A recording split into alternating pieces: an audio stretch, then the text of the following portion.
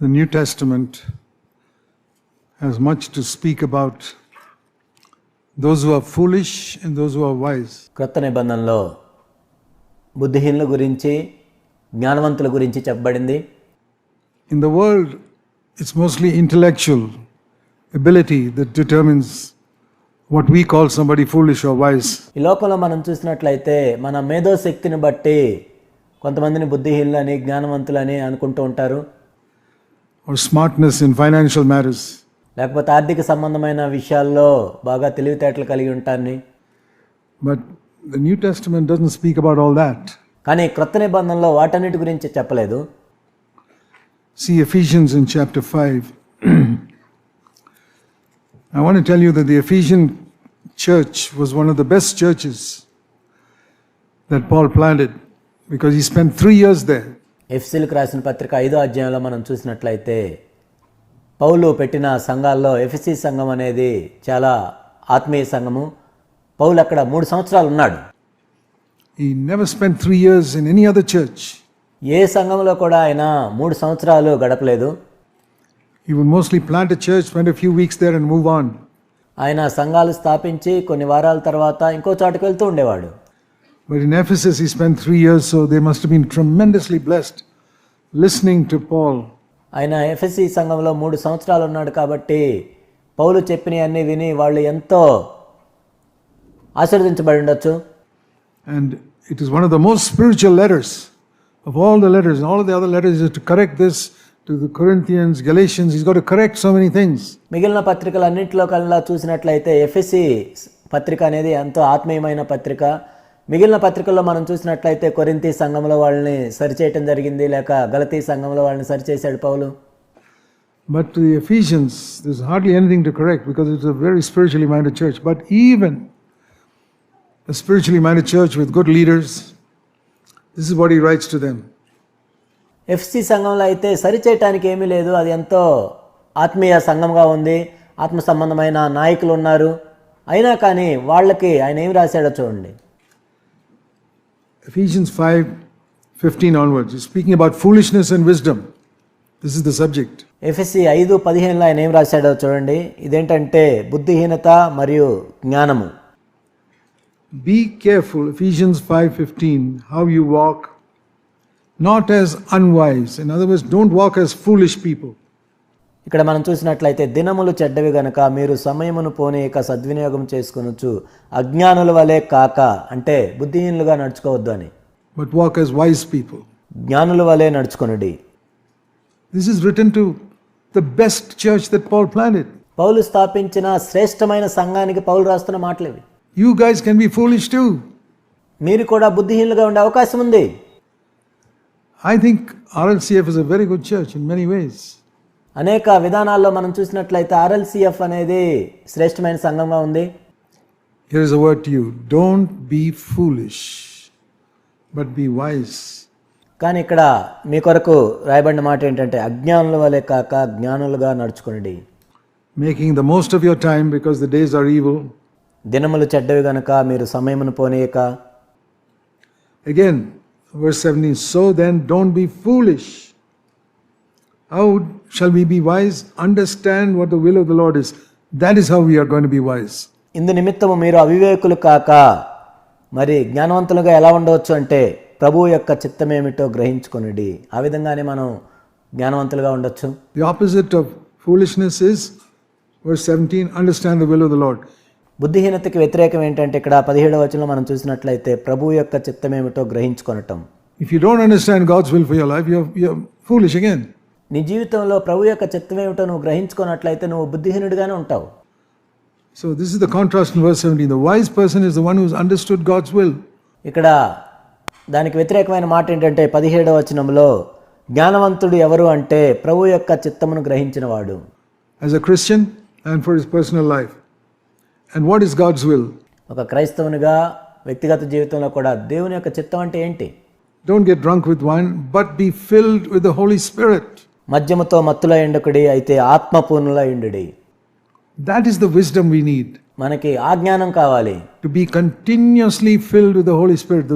The actual translation of that word is be being filled. నిరంతరము కూడా ఆత్మతో నింపబడుతూ ఉండాలి. దానికి నిజమైన తర్జుమా ఏంటంటే నిరంతరము ఆత్మతో నింపబడుతూ ఉండండి.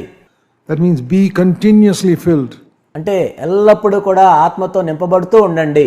And as you're continuously filled, something else happens in your life. నీవు ఎల్లప్పుడూ కూడా ఆత్మతో నింపబడుతూ ఉన్నట్లయితే నీ జీవితంలో మరొకటి జరుగుతుంటుంది.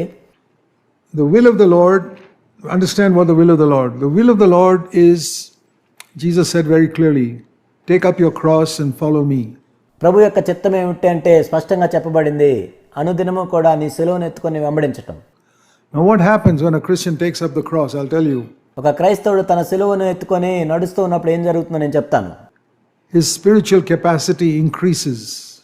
తన ఆత్మ సంబంధమైన సామర్థ్యము పెరుగుతూ ఉంటుంది. And then he needs to be filled again. ఆ తర్వాత మరలా నింపబడాలి. That's why it says, be being filled with the Spirit, because your spiritual capacity increases. అందుకే ఇక్కడ ఎల్లప్పుడూ కూడా ఆత్మతో నింపబడుతూ ఉండండి, ఆ విధంగా మీ ఆత్మీయ సామర్థ్యం పెరుగుతూ ఉంటుంది. In Psalm 116,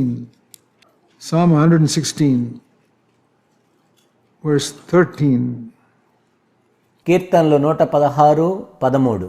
this is how we begin our Christian life. మన క్రైస్తవ జీవితాన్ని ఈ విధంగా ప్రారంభిస్తాం. Psalm 116, verse 13. కీర్తనలు 116:13. I will lift up the cup of salvation and call upon the name of the Lord. రక్షణ పాత్రను చేతపుచ్చుకొని యెహోవా నామమున ప్రార్థన చేసేదను. When we first come to Jesus, we have a cup. Our heart capacity is the size of a cup. I lift it up, Lord. Fill me with salvation. మొట్టమొదట మనం ప్రభు దగ్గరికి వచ్చినప్పుడు మన హృదయం అనేది ఒక పాత్ర వలె ఉంటుంది. ఆ పాత్రను తీసుకొని మనం ప్రభు దగ్గరికి వచ్చి, ప్రభువా ఈ పాత్రలో మీ రక్షణను దయచేయండి అని అడుగుతాం. And God gives me His Spirit, and I'm born again, and I'm saved. దేవుడు తన ఆత్మని ఇచ్చాడు, నేను తిరిగి జన్మించాను, నేను రక్షించబడ్డాను. But then it says, now, being filled with the Spirit, you continue to take up the cross. ఆ తర్వాత మీరు ఎల్లప్పుడూ కూడా పరిశుద్ధాత్మతో నింపబడుతూ ఉండండి అని చెప్పబడింది. అంటే నేను నా సిలువను ఎత్తుకొని వెళ్తూ ఉన్నప్పుడు And your capacity, your inner capacity increases, just like a child going from kindergarten to first grade, second grade. మన అంతరంగ సామర్థ్యం పెరుగుతూ ఉంటుంది. ఒక చిన్న పిల్లవాడు ఎల్కేజీ నుంచి యూకేజీ, ఆ తర్వాత 1వ తరగతి 2వ తరగతికి వెళ్ళినట్లుగా His intellectual capacity increases. ఆ బిడ్డకి తన మేధో సంబంధమైన సామర్థ్యము పెరుగుతూ ఉంటుంది. He knows more about addition, subtraction, multiplication, division. He keeps on increasing. He begins to study about algebra and trigonometry and calculus. And ఆ చిన్న బిడ్డ అడిషన్, సబ్ట్రాక్షన్, మల్టిప్లికేషన్, డివిజన్, తర్వాత ఆల్జిబ్రా, క్యాల్కులస్, ట్రిగ్నోమెట్రీ ఇవన్నీ నేర్చుకుంటూ ఉంటాడు. so much postgraduate stuff. His capacity in his mind is increasing. ఆ విధంగా post గ్రాడ్యుయేట్లో ఉండే అన్నీ కూడా నేర్చుకుంటూ తన మేధస్సుకు సంబంధించి తన సామర్థ్యం పెరుగుతూ ఉంటుంది. Exactly the same in the Christian life. Our capacity in our heart must grow from a cup. అదేవిధంగా మన క్రైస్తవ జీవితంలో కూడా మన సామర్థ్యము పెరుగుతూ ఉండాలి.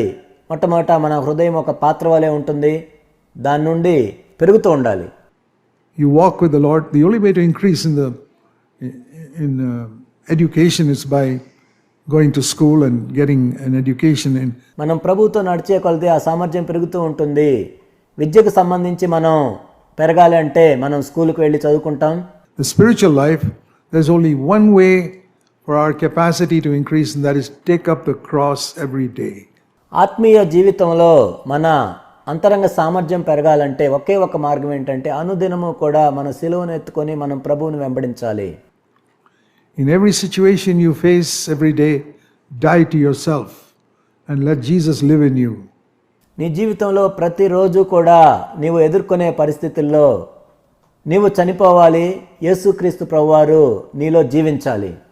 What will happen over a period of time, maybe after a year or even after a few months, depending on how wholehearted you are. ఆ తర్వాత ఏం జరుగుతుందంటే ఒక సంవత్సరం తర్వాత చూసినట్లయితే, లేక నువ్వు ఎంత పూర్ణ హృదయుడివో దాన్ని బట్టి కొన్ని నెలల తర్వాత కూడా Your cup will become a bucket. నీ చిన్న పాత్ర అనేది ఒక బకెట్ లాగా మారుతుంది. Now you take the water in a cup and pour it into a bucket. It's not full. ఇప్పుడు ఆ కప్పులో నీళ్లు తీసుకొని బకెట్లో పోసినట్లయితే ఆ bucket నిండదు. Very little. You take a cup of water, the cup of salvation, you lift it up, it is filled with the Spirit. నీ రక్షణ పాత్రను చేత పట్టుకొని నీవు ఆ పాత్రలో ఆత్మతో నింపబడి Now you pour it into a bucket. ఇప్పుడు బకెట్లో పోసినట్లయితే Because your capacity is increased, it's not filled. ఇప్పుడు నీ అంతరంగ సామర్థ్యం పెరిగింది కాబట్టి అది నింపబడదు. You got to go again to be filled again. అందుకే నువ్వు మరలా వెళ్ళి ఆత్మతో నింపబడాలి. That's why it says in Ephesians 5, understand the will of the Lord, that you must be being filled. అందుకే ఎఫెసీయులకు రాసిన పత్రిక 5వ అధ్యాయంలో ప్రభు యొక్క చిత్తమేమిటో గ్రహించుకొనిడి ఎల్లప్పుడూ కూడా ఆత్మతో నింపబడుతూ ఉండండి. And so you walk with the Lord again, you take up the cross, deny yourself, and gradually the capacity from a bucket, it becomes a tub. ఇప్పుడు ఇంకా ప్రభువుతో నడుస్తూ నీ చిత్తాన్ని ఉపేక్షించుకుంటూ నీ సిలువను ఎత్తుకొని నీవు ప్రభువుని వెంబడించే కొలది నీ బకెట్ ఇప్పుడు ఒక పెద్ద టబ్బులాగా మారుతుంది. You pour the bucket of water into the tub, you hardly see anything in it, it's so little. ఆ బకెట్లో ఉన్న నీళ్ళు ఆ టబ్బులో పోసినట్లయితే అసలు నీళ్లు మనకు కనపడవు, చాలా కొద్దిగా ఉంటాయి అవి. You need to be filled again. నువ్వు మరలా నింపబడాలి. And you come back to the Lord and you're filled with the Spirit and the whole tub is filled. నువ్వు మరలా ప్రభు దగ్గరికి వచ్చి ఆత్మతో నింపబడినట్లయితే నీ టబ్బు మొత్తం కూడా ఆత్మతో నింపబడుతుంది. And you continue to walk with the Lord, the tub becomes a pond. నువ్వు ఇంకా ప్రభువుతో నడుస్తూ ఉన్నట్లయితే ఆ టబ్బు ఒక కొలనుగా మారుతుంది. You pour the tub of water into a pond, it's right there at the bottom. ఆ టబ్బులో ఉన్న నీళ్లు ఆ పాండ్లో పోసినట్లయితే అవి చాలా తక్కువగా కనపడతాయి. Lord, fill me again. ప్రభువా మరలా నన్ను నింపని అడగాలి. And you're filled again and the pond becomes a river. నువ్వు మరలా నింపబడి ఆ పాండ్ ఏమవుతుందంటే ఒక నది వలె మారుతుంది. And you're still not satisfied. You say, Lord, I want to take up the cross and follow you. అయినా కానీ నువ్వు ఇంకా సంతృప్తి చెందలేదు. ప్రభువా నా సిలువను ఎత్తుకొని నేను వెంబడిస్తాను అని చెప్తూ ఉన్నావు. This is a period of time. It doesn't happen overnight. దీనంతటికీ కూడా కొంత సమయం పడుతుంది, ఒక్క రోజులో జరిగేది కాదు ఇది. As you walk with the Lord year by year by year, the river, you say, Lord, I'm still not filled. Hey, you're not satisfied? The river's flowing out of you? No, I'm not. అనేక సంవత్సరాలు నువ్వు ప్రభుతో నడుస్తూ ఉన్న కొలది ఒక నది నీలో ప్రవహిస్తుంది. అప్పుడు ప్రభు అడుగుతున్నాడు, ఇంకా నువ్వు సంతృప్తి చెందలేదా? నీలో నుండి నదులు ప్రవహిస్తున్నా కానీ Not satisfied. లేదు, నేను సంతృప్తి చెందలేదు. Walk with the Lord, deny yourself, like the Apostle Paul come to the end of his life. ప్రభుతో నడుస్తూ ఉండు, నిన్ను ఉపేక్షించుకో. పౌలు తన జీవితం యొక్క చివరి దశలోకి వచ్చినప్పుడు ఈ విధంగా చెప్పాడు. Many rivers begin to flow in different directions from his life, blessing thousands of people. పౌలు జీవితంలో నుండి అనేక నదులు ప్రవహిస్తూ కొన్ని వేల మందిని ఆశీర్వదించాయి అవి. Then this scripture is fulfilled. John 7 and verse 37. అప్పుడు యోహాను సువార్త 7వ అధ్యాయం 37లో చెప్పబడిన మాట నెరవేర్చబడింది. And 38. 38. On the last day, the great day of the feast, John 7:37, Jesus stood and cried, if anyone is thirsty, let him come to me and drink. The invitation is not for everybody. యోహాను సువార్త 7వ అధ్యాయం 37వ వచనము. ఆ పండుగల్లో మహాదినమైన అంచె దినమున యేసు నిలిచి ఎవడైనా దప్పిగొన్న ఎడల నా యొద్దకు వచ్చి దప్పి తీర్చుకొనవలెను. ఇక్కడ ఆహ్వానం అనేది అందరికీ లేదు. Those who want to have their sins forgiven, that's another level. That's where you begin the Christian life. ఎవరి పాపాలైతే క్షమించబడ్డాయో వాళ్ళు ఒక దశలో ఉంటారు, వాళ్ళు ప్రారంభంలో ఉంటారు. This is for those who have had their sins forgiven and who are still thirsty for something more of God's life. ఇది ఎవరి కోసం అంటే కేవలం వాళ్ళు పాపాలు క్షమించబడిన వాళ్ళు మాత్రమే కాదు, పాపాలు క్షమించబడిన తర్వాత ఇంకా దేవుని యొద్ద నుండి పొందుకోవాలనే ఆశ కలిగిన వాళ్ళు. Many Christians, I'll tell you, are not thirsty for more of the life of Christ. అనేక మంది క్రైస్తవులు యేసుక్రీస్తు ప్రభు యొక్క జీవం గురించి వాళ్ళు దప్పి కలిగి లేరు. For example, they lose their temper and they think that's normal. They're not thirsty that, Lord, give me a life where I'll never lose my temper. ఉదాహరణకు మనం చూసినట్టయితే వాళ్ళు కోపపడతారు, ఇది మామూలు కదా అనుకుంటారు. కానీ ప్రభువా నేను అసలు కోపపడకూడదు, అలాంటి జీవితాన్ని నాకు ఇవ్వండి అనే దప్పిక వాళ్ళకు ఉండదు. They lust after women. వాళ్ళు స్త్రీలను మోహపు చూపులు చూస్తారు. And they say, oh, I'm sorry, forgive. And they keep on in that endless cycle of falling, getting up, falling, getting up. They're not longing for a life where they finish with it. ప్రభా నన్ను క్షమించంటారు, మరలా అందులో పడిపోతారు, మరలా అందులో పడిపోతారు. ప్రభా దీని నుండి నేను బయటపడాలి అనే దాహం వాళ్ళకు ఉండదు, They're not thirsty. వాళ్ళు దప్పిక కలిగి లేరు. So they remain, even if they're 80 years old, they're still lusting after women and asking forgiveness and falling and asking forgiveness. It doesn't have to be that. వాళ్ళకి 80 సంవత్సరాలు వచ్చినా వాళ్ళు పడిపోతుంటారు, క్షమాపణ అడుగుతుంటారు, పడిపోతుంటారు, క్షమాపణ అడుగుతుంటారు. అలా ఉండాల్సిన అవసరం లేదు. You can overcome in your 20s if you're wholehearted. నీవు పూర్ణ హృదయుడిగా ఉన్నట్లయితే నీ 20 సంవత్సరాల్లోనే జయించవచ్చు. If you're thirsty, come to me and drink. You have to open your mouth and pray, Lord, fill me with your Holy Spirit. ఎవడైనా దప్పిగొన్న ఎడల నా యొద్దకు వచ్చి దప్పి తీర్చుకొనవలెను. నీ నోరు తెరిచి ప్రార్థన చేసి ప్రభువా నీ ఆత్మతో నన్ను నింపండి అని అడగాలి. And you must believe.